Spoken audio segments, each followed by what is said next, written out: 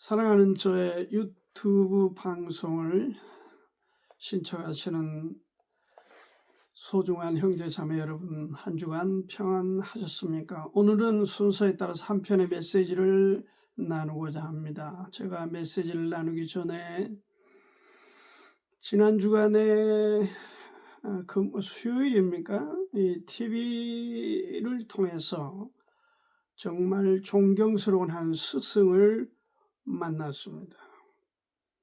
그는 1953년생이니까 저보다 나이가 한 6년쯤 아래인 분이고 가수입니다. 그리고 그분의 성함은 태진아 씨입니다. 제가 그분을 진정한 스승으로 받아들여 이 얘기 이렇게 말씀을 드리는 거는 그 프로그램을 통해서 치매가 걸린 그 어려움, 고통 중에서 자기 아내의 사랑함을 제가 보았습니다. 정말 아내를 사랑하는 사람이다.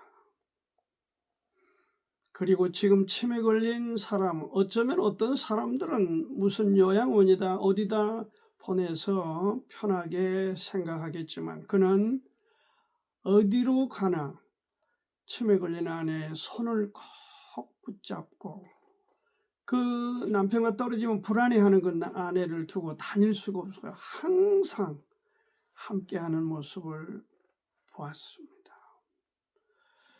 태진아 씨의 증언의 말씀에 의하면은 자기 인생에 가장 힘들고 어려웠던 그 시절 자기 아내를 만나서 자기가 버텨 극복할 수 있었다 이렇게 고백을 하면서, 그런데 그 아내가 불편함에 있는데 어떻게 자기가 돌보지 않을 수가 있느냐. 제가 오늘 이 말씀을 먼저 드린 이유는 지금은 가족이 해체되고 돈 몇 푼에 가족을 죽이기도 하고 뭐 동반 자살을 하기도 하고 이런 끔찍한 현상이 우리 가운데에 실시간으로 전해지고 있기 때문에 정말 저와 함께 시간을 나누고 있는 소중한 분들에게 가족 간의 사랑을 좀 더 강조하고 싶습니다.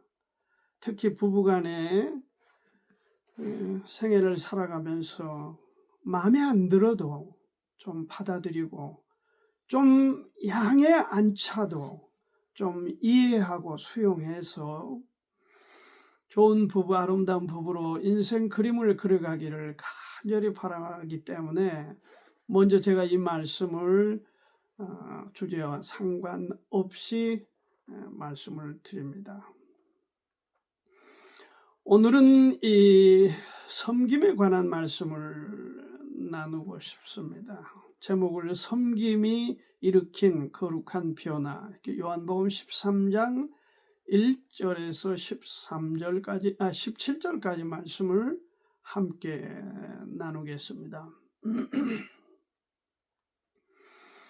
세상에서는 이 큰 사람을 일컬어 영웅이라고 칭하기도 하고 또 어떤 사람들은 이 영웅을 들어서 무슨 전쟁에 사람을 많이 죽인 뭐 나폴레옹, 시저, 뭐 알렉산더, 뭐 어떤 사람은 히틀러까지도 들먹거리고 있어요. 어려서 제가 듣는 얘기들입니다. 그런 사람 등등을 말하지만은 사실 그들은 권모술수와 잔인한 짓, 난폭한 핍박, 수단 방법을 가리지 않는 가혹행위 등을 일삼는 그런 사람들이기도 합니다. 다른 사람이지만 스탈린이라고 하는 소련 지도자는 2천만 명을 죽였다고 그렇게 어떤 문헌에서 읽은 적이 있습니다. 그리고 자기 집에서 키운 애완견도 총으로 쏴 죽이고 심지어 자기 배우자, 아내도 그렇게 처참하게 죽였다는 그런 이야기를 제가 읽은 적이 있습니다.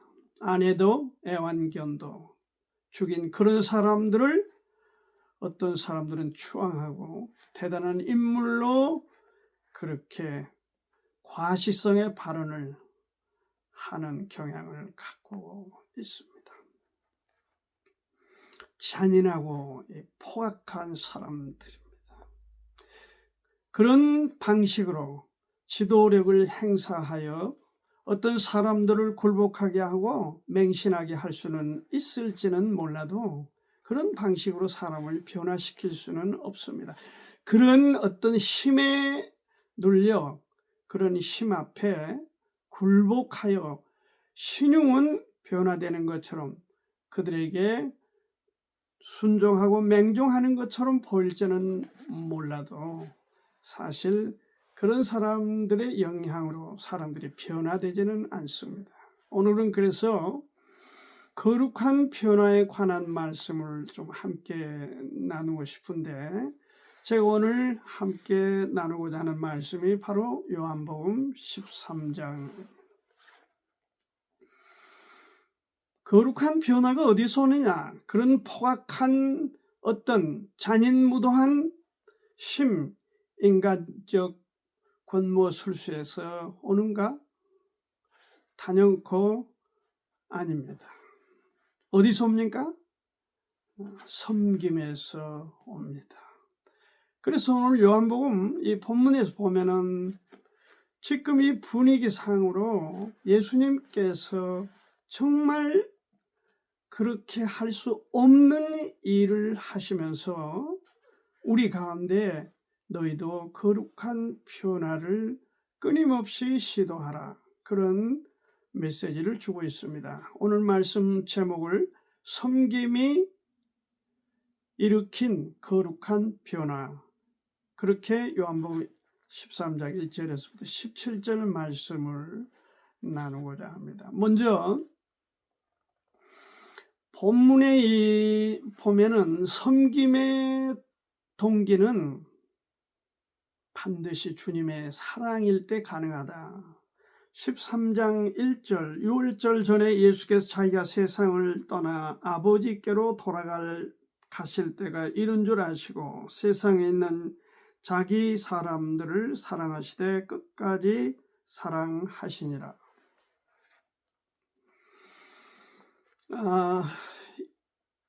누구나 사람이 이 마지막이다. 그것을 알면은 어떤 행동을 하겠습니까? 가장 중요하다. 가장 가치가 있다. 자기 생애에 살아온 가장 가치에 초점을 맞출 것입니다. 만약 내 생애가 1년밖에 없다. 그럼 그 1년 동안 뭘 하겠습니까? 가장 소중하게 여긴 그 일을 하게 된다. 그 말씀입니다. 바로 예수님께서 지금 십자가의 죽음을 알고 계십니다. 세상을 떠나 아버지께로 돌아가실 때가 이른 줄 알았다. 십자가의 죽음을 지금 실시간으로 느끼고 계셨다. 그런 말씀이기도 합니다. 그런데 예수님께서 죽음에 직면한 그런 지금 상황에서 가장 중요하게 여겼던 게 뭐냐? 그는 제자들에 대한 사랑이었습니다. 어떤 사랑이냐? 하나님의 사랑. 그리고 끝까지 함께하는 그런 지금 본문의 1절의 모습을 우리가 볼 수 있습니다. 반면에 가롯 유다는 여기 2절에 가롯 유다의 마음에 예수를 팔려는 생각을 넣었다. 이 이스라엘에는 유다라는 이름이 하도 많으니까 이게 가롯 지방 출신의 유다다 하는 뜻이죠. 가롯 유다. 못난 사람이죠. 어떻든 지금 예수님께서는 자기 사람들 11명의 제자들을 끝까지 사랑하셨는데 이러한 상황에서 주님은 자기 사람을 사랑하는 그 일에 있어서 어떻게 하는 것이 바로 그 사랑의 표현이 될 수 있느냐 하는 것을 보여주고 있습니다. 그래서 그 동기가 여기 아버지께로 돌아가실 때가 이런 줄 아시고 세상에 있는 자기 사람들을 사랑하시되 끝까지 사랑하셨다.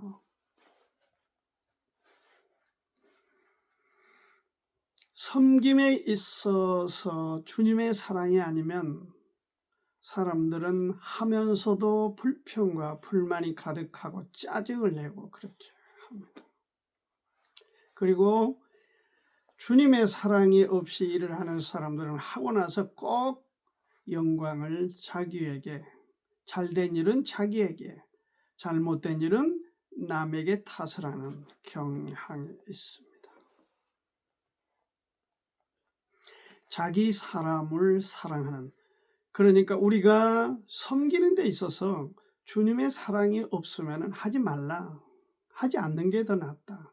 왜? 하면서 불평, 짜증, 신경질 부리고 하고 나서는 내가 했다. 그거 봐라. 내가 아니면 할 수가 없다.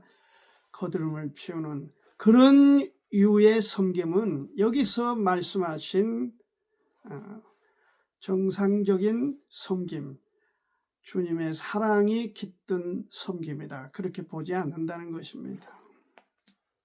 그러므로 우리가 이 주님의 사랑이 아니다 싶으면 섬기는 일은 멈추는 게 좋겠다.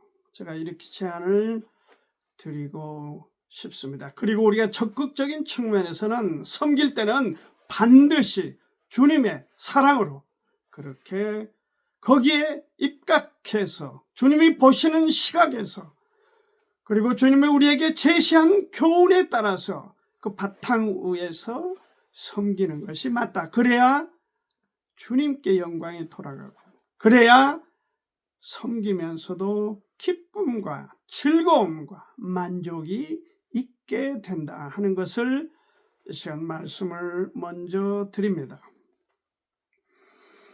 제가 사역할 때 그 상담으로 상당히 알려지신 이 정태기 박사를 저희 교회에 한번 초청을 해서 집회를 했던 적이 있습니다.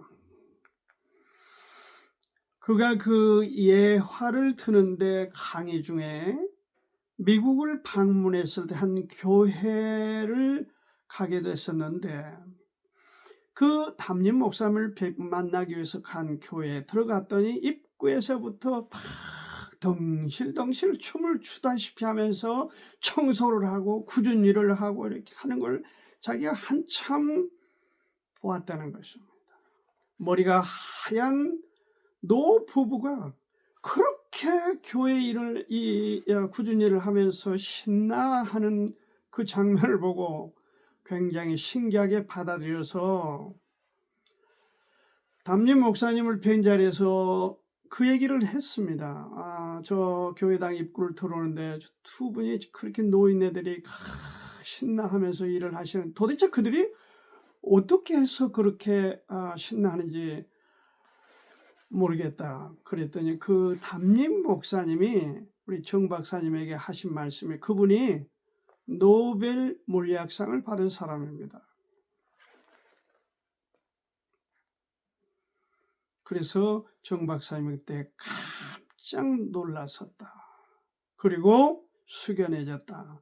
그런 말씀을 하셨습니다. 제가 지금도 기억을 하고 있습니다. 물론 그런 박사님의 그 세미나 우리 그 집회를 통해서 영향을 많이 받았어요. 그 중에 제 둘째 아들이 영향을 크게 받았습니다. 그래서 자기도 그때가 대학생 때인데 자기도 인생의 목표를 다시 설정하게 됐다. 그래서 아버지에게 말하기를, 아버지 제가 여러 가지 모자라지만 유학을 가겠습니다. 하나님께서 길을 열어주셔서 그래서 그곳에 가서 물리학 박사 학위를 받았습니다.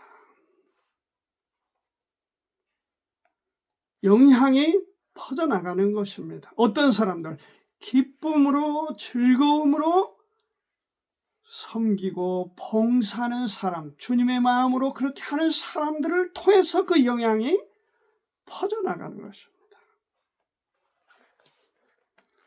우리도 그렇게 섬길 수 있으면 좋겠습니다. 바랍니다.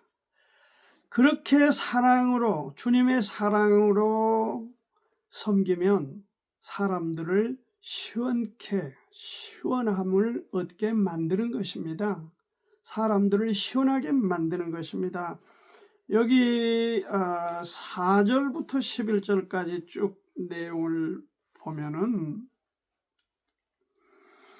저녁 잡수시던 자리에서 일어나 겉옷을 벗고 수건을 가져다가 허리에 두르시고 이에 대야에 물을 담아 제자들의 발을 씻기시고 그 두르신 수건으로 씻기기를 시작하여 예수님께서 제자들에게 무슨 일을 하셨습니까? 그 더럽고 때 묻은 발, 냄새난 발을 직접 허리를 굽혀서 그들의 발 아래에서 그들을 씻겨주신 것입니다.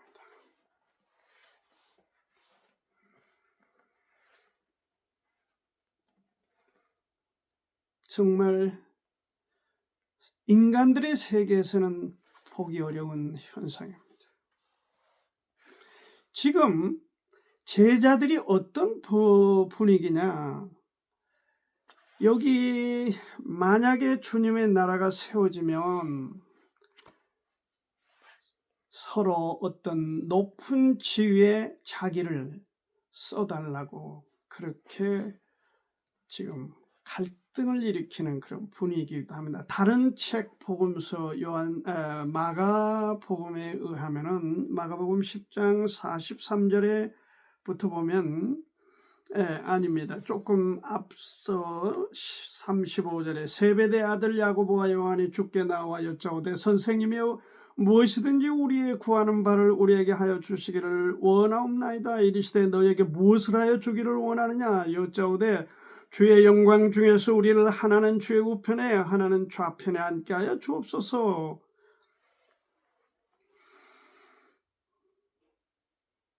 그런데 다른 제자들이 41절에 보니까 10 제자가 듣고 야고보와 요한에 대하여 분이 여겼다 그랬습니다.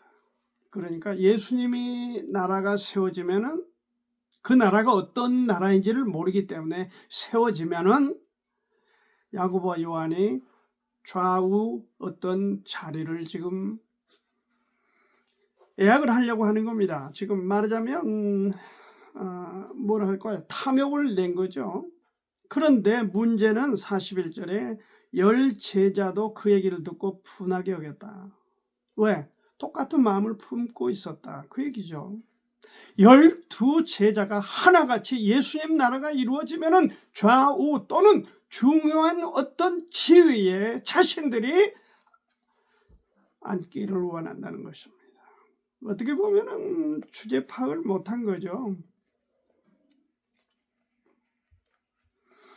그때 예수님께서 말씀하신 게 너희 중에는 그렇지 아니하니 너희 중에 누구든지 크고자 하는 자는 너희를 섬기는 자가 되고 너희 중에 누구든지 으뜸이 되고자 하는 자는 모든 사람의 종이 되어야 하리라. 인자에 온 것은 섬김을 받으려 함이 아니라 도리어 섬기려 하고 자기 목숨을 많은 사람의 대속물로 주려 함이라. 쉽게 말해 우리의 죄악을 대신해서 십자가에서 죽을 건데 이게 가장 큰 섬김이죠. 어떻게 보면. 그런데 너희들이 지금 하고 있는 게 그건 아니다.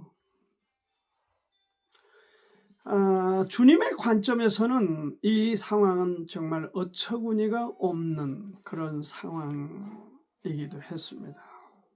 그래서 예수님께 지금 저녁 잡수시던 자리에 그렇게 자세를 낮추어 냄새나는 제자들의 발을 물을 대하에 길어서 씻겨주는 장면입니다. 왜?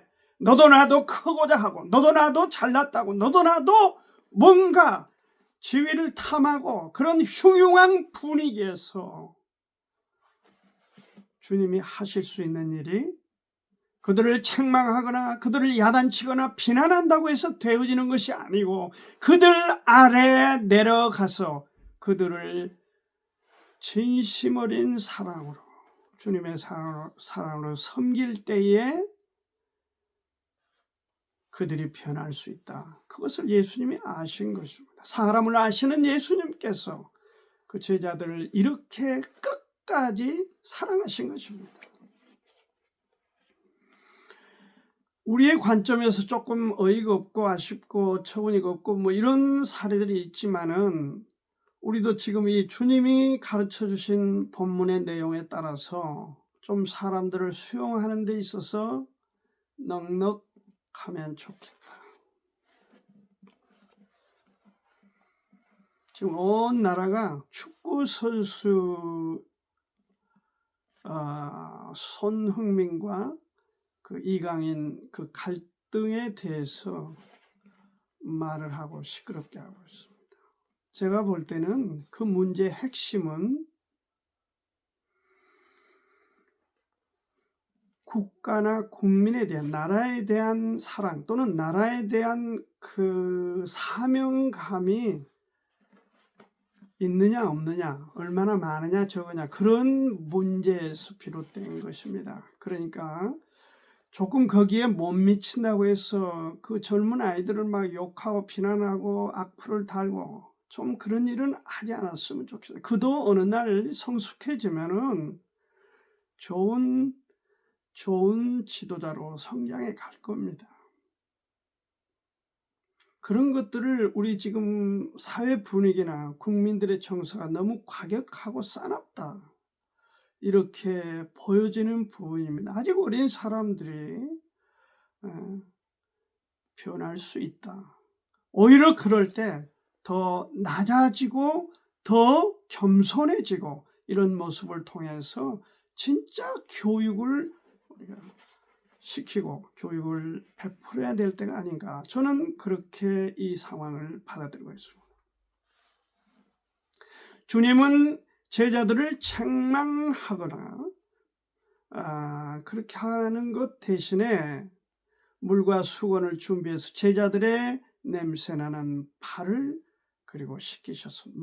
말 없이 씻기셨습니다. 그리고 주님은 목욕과 발 씻음에 관한 말씀을 하셨습니다. 여러분, 이걸 어떻게 해석을 합니까?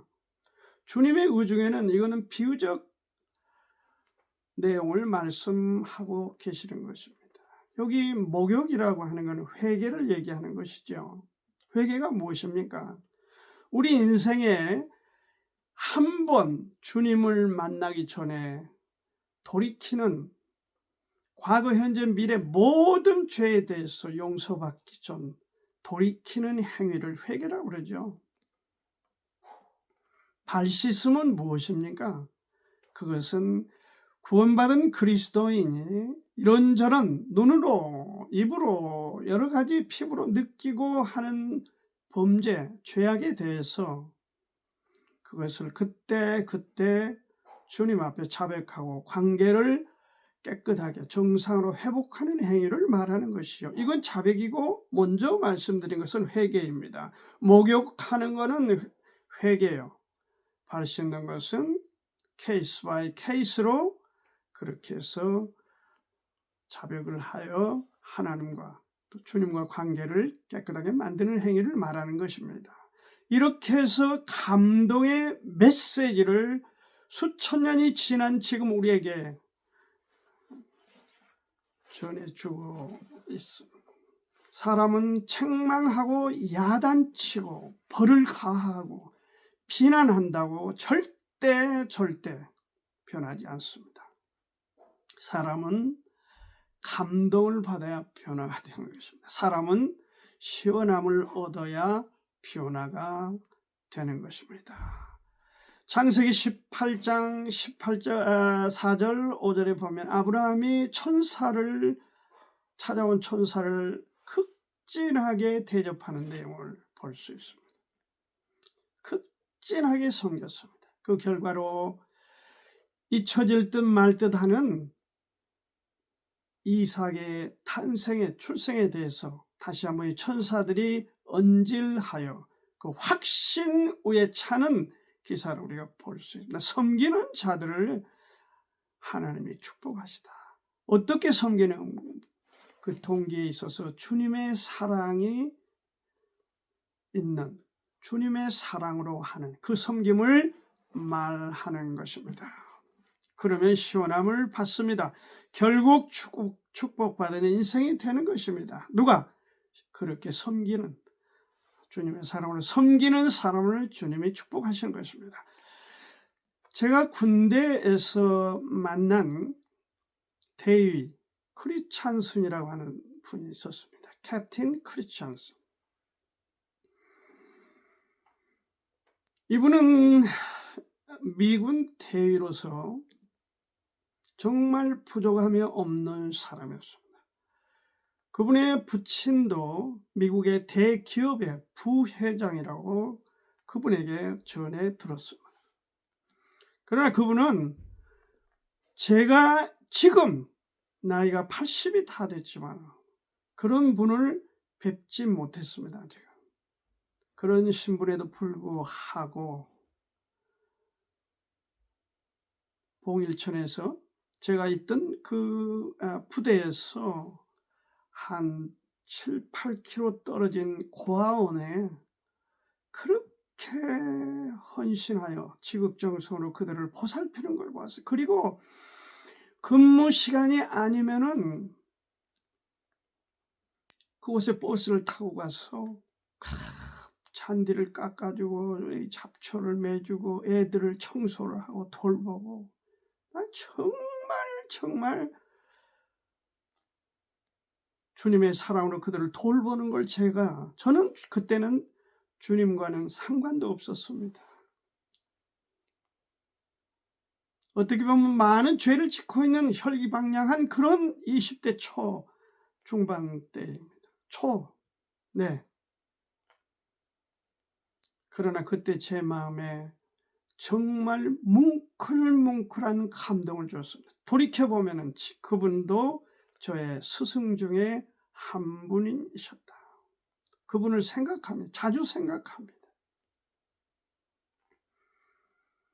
그리고 그 고아들을 위해서 마련된 신촌에 그 기숙사가 있습니다. 거기에 제가 이제 차를 운영할 수 있는 그런 입장에 있었기 때문에 그 차를 좀 부탁을 해서 빌려가지고 그렇게 거기 태워다 주고,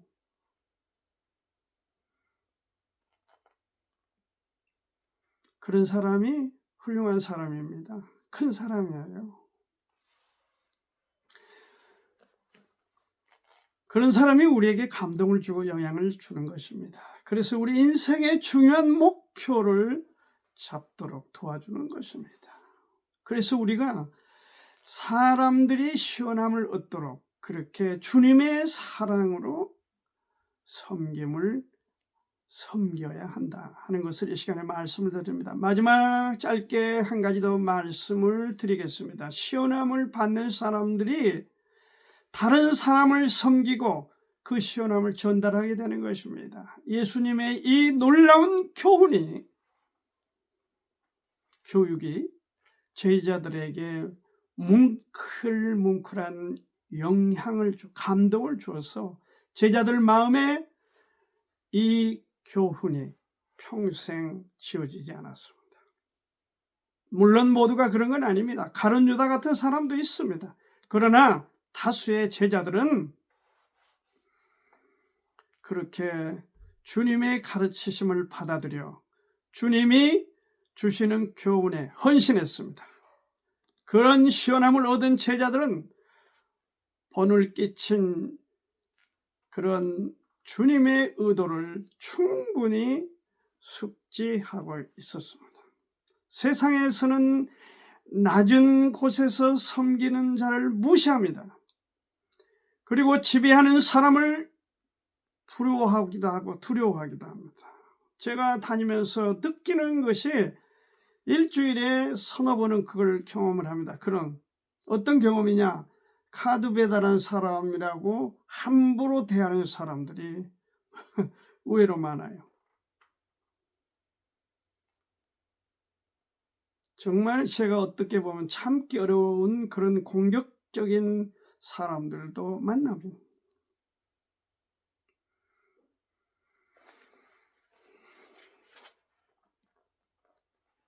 그러면 안 됩니다. 그 사람이 어떤 일을 하고 있느냐에 따라서 평가를 해고 들면 안 됩니다. 그 사람을 제대로 알고 평가를 해야 되는 것입니다. 그 사람이 무슨 일을 하니까 함부로 된다, 반말을 했고 공격적인 비난을 하고 거침없이 욕설을 하고 전화를 끊어버리고 이런 사람들이 상당히 많습니다. 모두가 그런 건 아니지만 그렇습니다. 마치 11명의 제자들과 1명의 가룟 유다와 구별되듯이 그렇다 하는 것입니다. 주님은 섬기는 자가 큰 자이기 때문에 섬기라고 하셨습니다. 13장 여기 요한복음 13장 16절에 내가 진실로 진실로 너희에게 이르노니 종이 상전보다 크지 못하고 보냄을 받은 자가 보낸 자보다 크지 못하니 너희가 이것을 알고 행하면 복이 있다. 누구나 진리의 가르침을 알고 따르고 행동으로 실천할 사람이 복이 있다. 그 얘기죠.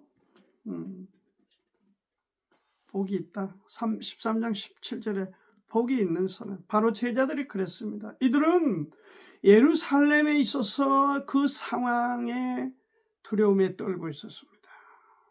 이들을 잡아서 감옥에 보내거나 죽이려고 얼마나 살벌한 분위기였습니까? 그래서 마가의 다락방에서 문을 걸어 잠그고 기도한다고 그들이 했었지만 사실 기도가 되겠습니까? 두려움에 덜덜 떨고 있었습니다. 그때 주님이 오셨어요. 평안하라 말씀하셨어요. 그리고 자신이 부활한 바로 너희들의 스승이고 주님이시다. 그것을 확인시켜 주었습니다. 그대로 제자들이 어떻게 됐습니까? 변했습니다. 걸어 잠근 빗장을 잠근 문을 박차고 이들이 이제는 목숨을 걸고 거리로 나가 외쳤습니다. 예수를 믿으라.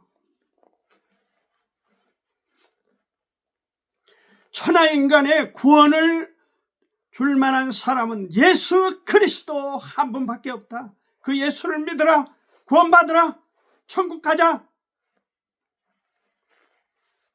거리에 나가서 그들이 외쳤습니다. 그러니까 사람들이 뭐라 했습니까? 제자들 보고. 저희들이 세술에 취했다 했습니다. 맞습니다. 세술에 취한 거죠. 사람을 망가뜨린 그런 술에 취한 게 아니라 사람을 변화시키고 사람을 변화시킬 수 있는 신선한 바람을 일으킨 그 새술에 그들이 취한 거죠.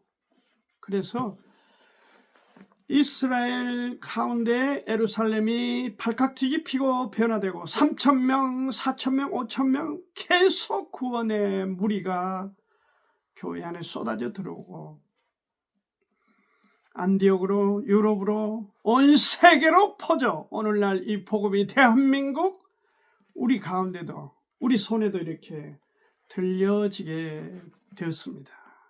섬김이 일으킨 거룩한 변화 바로 그것입니다. 오늘 예수님의 섬김을 통해서 제자들의 냄새난 발을 씻기는 그 섬김을 통해서 우리에게 주신 메시지는 우리가 사람을 예수님의 사랑으로 섬길 때에 거룩한 사람들에게 다른 사람들에게 영향을 주며 변화를 시켜 주님의 영광을 드러낼 수 있다 하는 주제의 말씀을 함께 나누었습니다. 여러분의 인생에 삶에 신앙에 도움이 되기를 진심으로 바랍니다.